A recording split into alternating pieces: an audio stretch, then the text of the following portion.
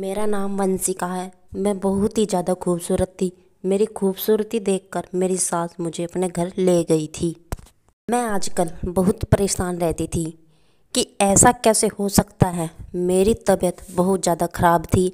मैं चोरी चोरी डॉक्टर के पास आई थी। डॉक्टर ने मुझे देखा तो कहा, आपको कोई समस्या नहीं है, सब कुछ नॉर्मल है, आपकी रिपोर्ट भी नॉर्मल आई है। लेकिन जब मैंने उनको बताया था मेरा साथ क्या क्या हो रहा है तो वही भी बुरी तरह से चौंक गए।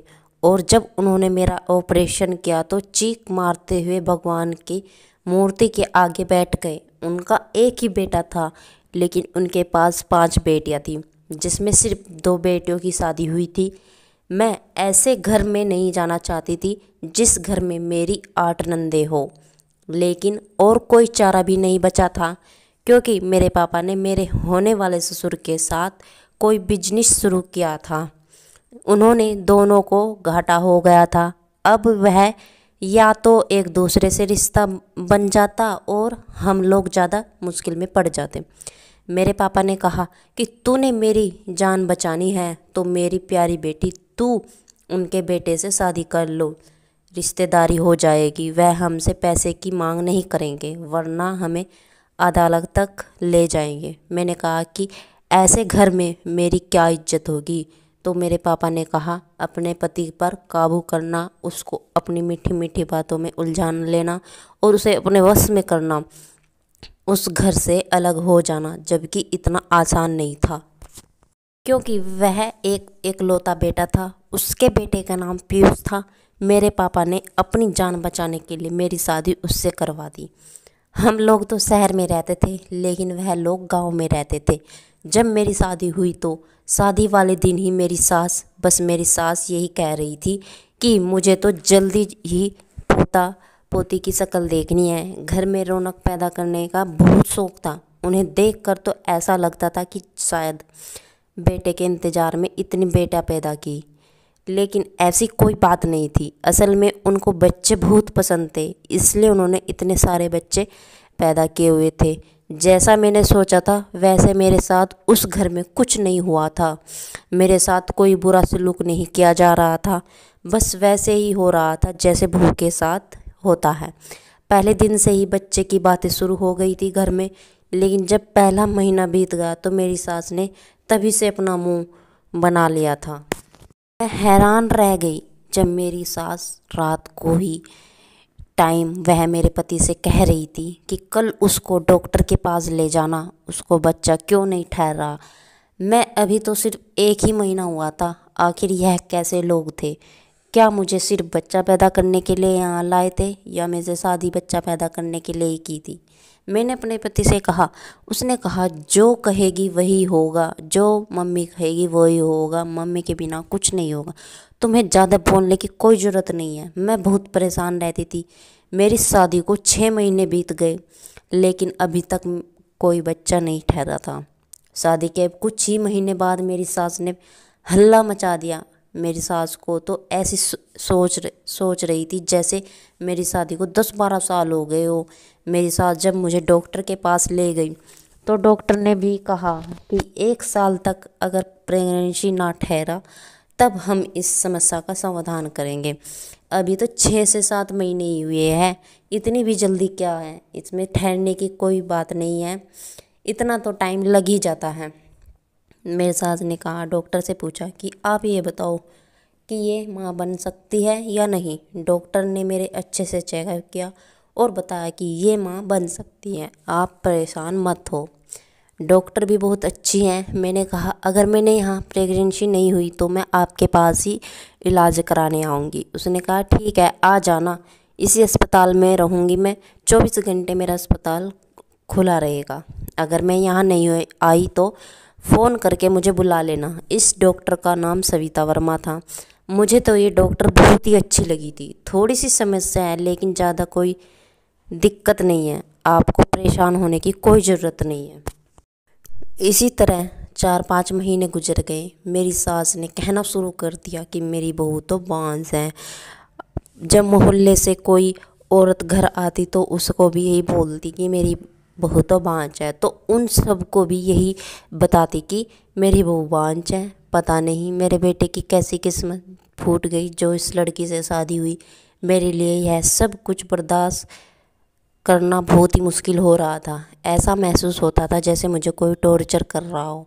समझ नहीं आता था कि जाऊं कहाँ। अपनी सास के सामने बोलती तो देखो कैसे जुबान चला रही है। आजकल की बहुएं तो बड़ों की लिहाज तक नहीं करती है, कैसे बोलती है। सब कुछ अपने टाइम पे ठीक है, हो जाएगा। हमारी शादी की सालगिरह थी तो मेरे पेट में 3 महीने का बच्चा था।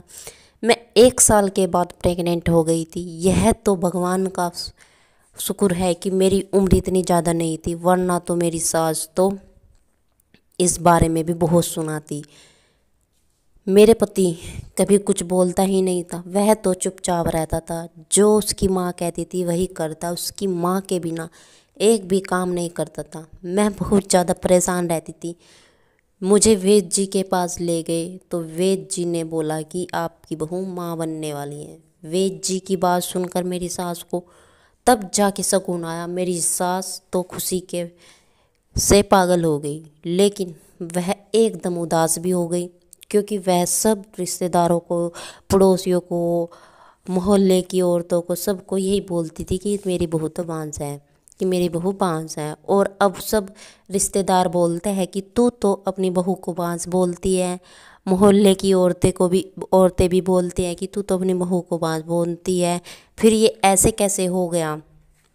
मेरी सास चुप हो गई और भगवान से प्रार्थना करने लगी, भगवान तूने मेरी सुन ली, अब मैं कभी कुछ नहीं बोलूँगी।